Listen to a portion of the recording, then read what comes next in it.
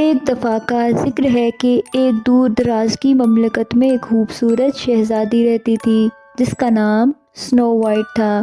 اس کے جلد برف کی طرح سفید، ہونٹ خون کی طرح لال اور بال کوئل کی طرح سیاہ تھے۔ اس کے والدہ کا انتقال ہو گیا تھا جب وہ ابھی ایک بچی تھی۔ اس کے والد بادشاہ نے ایک بدکار ملکہ سے دوبارہ شادی کر لی جو سنو وائٹ کی خوبصورتی سے حسد کرتی تھی۔ ملکہ نے سنو وائٹ کو گھر کے تمام کام کرنے پر مجبور کیا اور اس کے ساتھ ایک نوکر کی طرح سلوک کیا، جبکہ وہ اپنی بیٹی یعنی شہزادی کی سوتیلی بہن کو بہت لاڈ پیار کیا کرتی تھی جو اس کی ماں کی طرح ہی ظالم اور بیکار تھی۔ ایک دن جب سنو وائٹ پھول چن رہی تھی تو وہ جنگل میں ایک چھپی ہوئی جھونپڑی سے ٹھوکر کھا کر گر گئی۔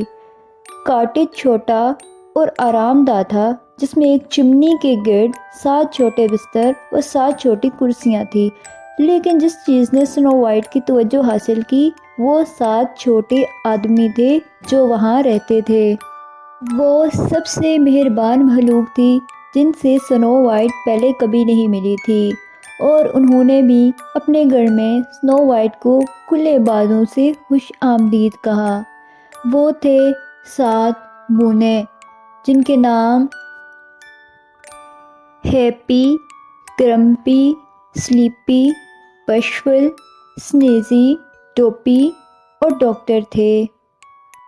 وہ کان کن تھے جو قریبی پہاڑوں میں کام کرتے تھے، لیکن انہوں نے آرام کرنے اور پرامن جنگل سے لطف اندوز ہونے کے لیے وقفہ لیا تھا۔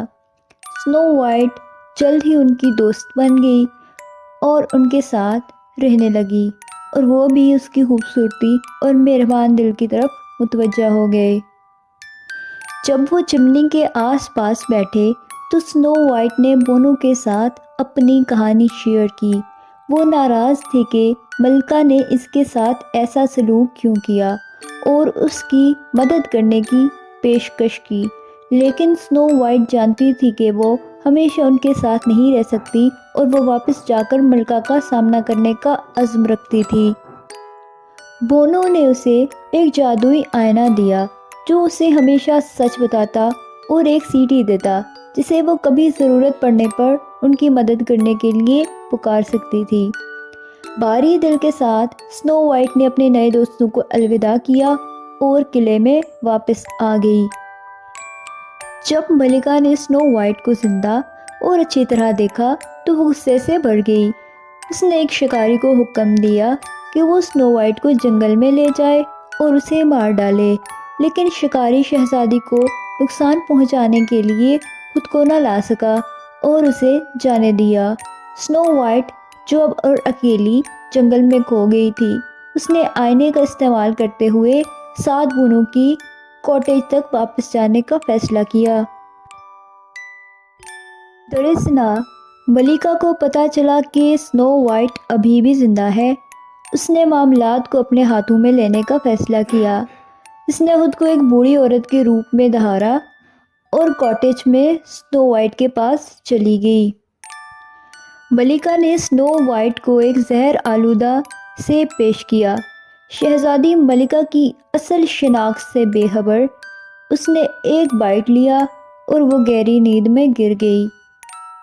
بونے جو اپنی کان کنی کے سفر سے واپس آئے تھے، انہیں سنو وائٹ اور ملکہ کی جب حقیقت کا پتہ چلا تو انہوں نے ملکہ کا پیچھا کیا جو ایک چٹان سے گر کر اس کی موت ہو گئی۔ سنو وائٹ جو اب نیند سے بیدار تھی اپنے دوستوں کو دوبارہ دیکھ کر بہت خوش ہوئی۔ ملکہ کے جانے کے بعد سنو وائٹ خوشی سے رہنے لگی۔ وہ آزاد ہو چکی تھی۔ بونے جو اب سنو وائٹ کے دوست بن چکے تھے، انہوں نے سنو وائٹ کو اپنے ساتھ کاٹیج میں رہنے کی پیشکش کی اور سنو وائٹ نے اسے خوشی سے قبول کر لیا۔ وہ اب اپنے چھوٹے خاندان کا 8واں رکن بن چکی تھی۔ اس دن سے سنو وائٹ اپنے دوستوں کے ساتھ خوشی خوشی پرامن زندگی گزارنے لگی، اور جادوئی آئینہ جو کہ دیوار پر لٹکتا رہتا تھا، اسے یہ یاد دلاتا تھا کہ اصل خوبصورتی اندر سے آتی ہے۔